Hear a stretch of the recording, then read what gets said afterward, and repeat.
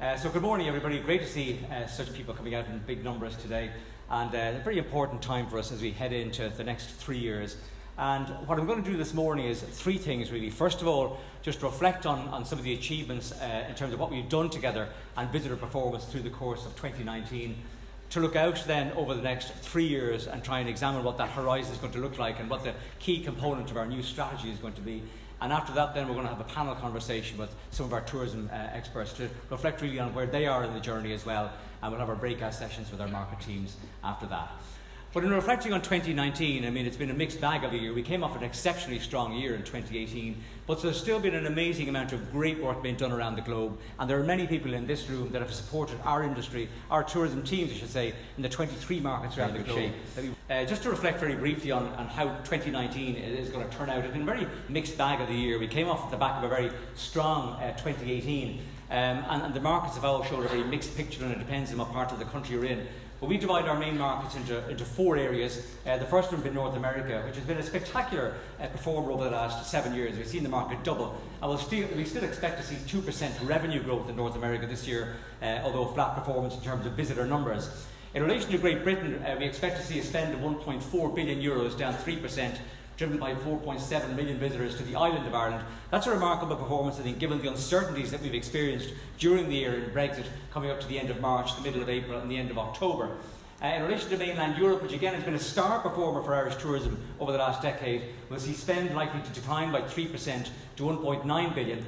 And in our further away markets like Australia, China, we're going to see an increase in numbers to about 735,000, but the spend down fractionally to 647 million. Now, when you put all that together, what does it mean for the island of Ireland as a whole? Well, we anticipate that when the final numbers are counted for this year, a spend of €5.8 billion, driven by 11.2 million visitors. So that's a decline of less than 2% on the spend, driven by a flat performance in terms of overall visitor numbers. But more importantly, 325,000 people employed in the industry, and that's something that we have to keep on shouting about, and we do to the Minister all the time, because it means that 10% of total employment in the island of Ireland is tied into tourism. We are actually the biggest employers and a really important force for good in the years ahead. So that's really a quick summary in relation to where we are on 2019. Now it's time to take a look at the next chapter, which is a strategy heading out for the next 3 years to 2022. And what we are seeing is a very much more mixed pattern of growth over the next 3 years. It's going to be far more uneven. For example, next year what we're anticipating is that for the Republic of Ireland here, growth in revenue of approximately 3%, delivered by 1% increase in visitor numbers. Now there's 5 key factors that are underpinning that are driving uncertainty in the international marketplace. We know for Brexit, we've been dealing with that for the last 3.5 years, and thanks to all the members of the UK-based Brexit task force, we've done 5 waves of research, and the key finding right now is that the uncertainty in the mindset of the British consumer has also started to travel into mainland Europe and is impacting on travel patterns for 2020 from Germany and France. Value for money is absolutely critical. We know the ratings have been declining in the last number of years from overseas markets, and we can't afford for that to continue. We have to be out there offering better value than our competitors. It's a very competitive world out there. After 8 solid years of growth on the air access front, we've seen a decline for the first time this winter, with the winter air access schedule having 4% less seats than we did this time last year, mainly driven by North America and the withdrawal of Norwegian from the 4 airports around the island of Ireland. And we're also seeing now the Cathay Pacific service from Hong Kong and Hainan service from Beijing withdrawn this winter, and that's the main reason for the decline. And as we head into the summer next year, probably looking at a more flat picture, but very, very mixed depending on which market you're looking at. I've just come back from a very quick visit to China last week in Hong Kong and Shanghai, and certainly the talk of trade wars or the prospect of a trade war with America is weighing heavily on consumers' minds out there, and that's certainly going to impact on consumer travel demand over the next 2 to 3 years.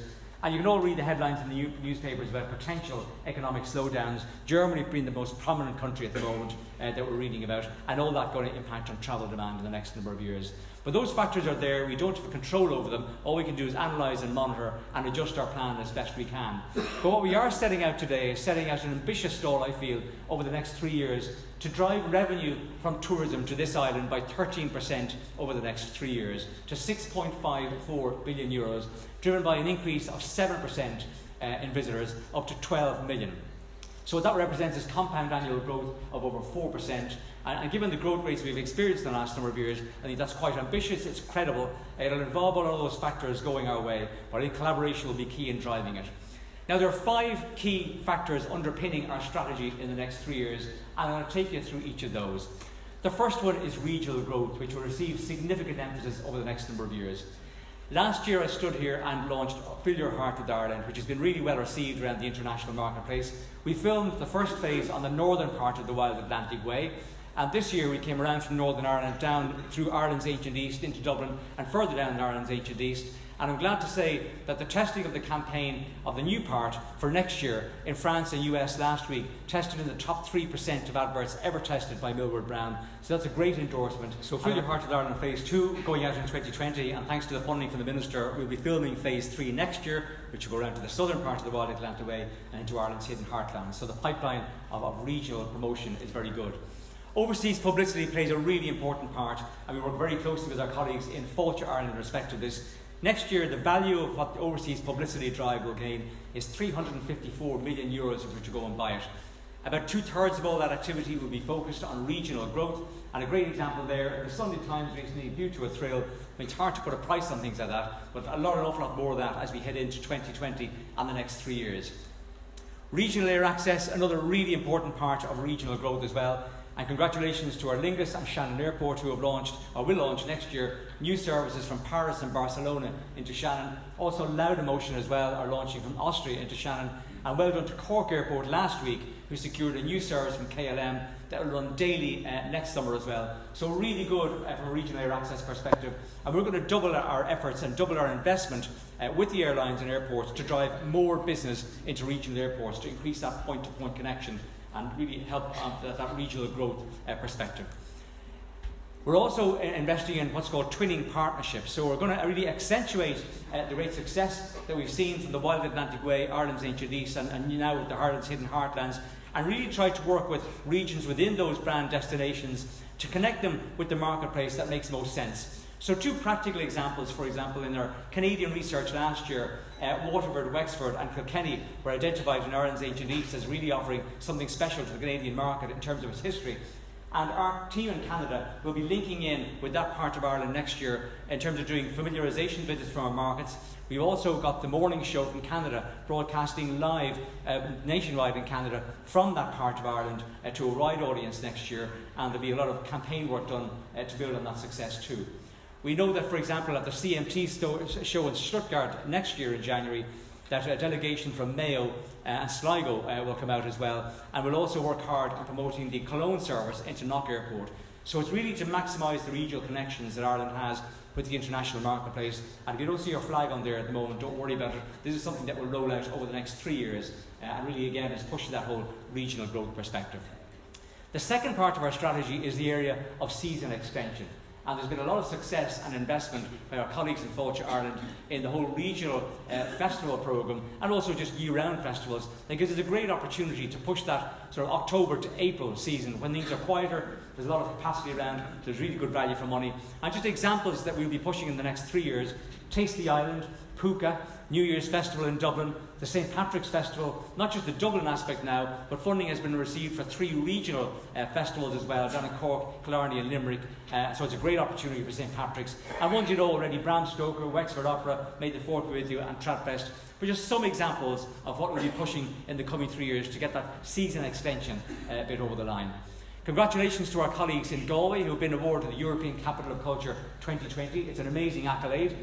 Well done as well in getting the Lonely Planet top 10 cities to visit in 2020. That's a great platform for us, and Galway 2020 have been out active in the marketplace with us since they started in the German market back in May, and they've been out in many more since. I know they're here today, and they're going to give you brochures on the way out of the programme, and congratulations to Galway 2020. The third component of the strategy: who are we targeting? I've presented this before. Culturally curious, social energisers. Culturally curious, briefly, tend to be over the age of 45, tend to like the finer things in life, tend to spend more and stay longer than other customers, so they're really good for our business, and that's where most of our investment goes. Social energisers, still really important, particularly for city breaks, tend to be younger, tend to be under the age of 35 and pre-family. And within those two large segments, there are subgroups as well that will be doing more work within the coming 3 years. I want to congratulate Adair Manor on achieving the Ryder Cup in 2026, a great platform for golf now over the next 6 years. We'll be working more in luxury, in soft adventure, in diaspora and LGBTI plus as well. So more opportunities in the coming 3 years in terms of our strategy. The fourth component of our strategy is in the area of transforming our digital marketing. And again, thanks to the investment from the government over the last number of years, we've been able to ramp up our investment, our capital investment in this space, to do two things. First of all, we're going to be delivering the right message to the right time, on the right channel, to a much larger audience. And we're moving into the area now of personalised messaging. And just one example of what people expect to see in the international marketplace next year. This is Rob, based over in Great Britain, where you really tailor the message to a particular part of the country. This one down in Waterford, give lots of information on the ease of getting there, what's it going to be like, but really brings information to the consumer that connects them much closer with the destination. We're also launching a new version of Ireland.com that's been worked on over the course of the last year. That'll happen in the third quarter of 2020. And Ireland.com this year will welcome over 23 million unique visitors. That's an increase of about 15%. So the traffic is really, really good. And out of all those 23 million that are coming in, we know that 5 million are going on into industry sites to hopefully book their holiday in Ireland. Now, the digital space is really important and growing in importance. The face-to-face bit is still a core part of our business. And we'll be there at the old reliables like World Travel Market, Flavours of Ireland, and many others as well, our China sales mission. But we're actually going to add additional opportunities for face-to-face opportunities, some adventure ones out in the east and west coast of the United States. There'll be regional roadshows over in Germany as well, and additional luxury opportunities. And do keep an eye on Ireland Industry Opportunities website for all of the things that you can do. And I just want to encourage you to sign up in as big a numbers as you have done in the past, and I think we'll be doing very, very well. In 1810, the Australian Governor Lachlan Macquarie held the first ever reception for Irish expats. And 200 years later, in 2010, we asked Sydney would they light up the Opera House green in honour of that occasion. And that was the start of what we didn't know would become the Global Greenie project. And last year, we had 475 global icons in 55 countries light up green, in what gives us an amazing platform to promote Ireland around the globe. And next year, we're going to launch Green Tuesday, 17th of March, but all during that week there will be the opportunity to capitalise on the great publicity that Ireland has. No other country has this, where you're trending #1 around the world for all the right reasons.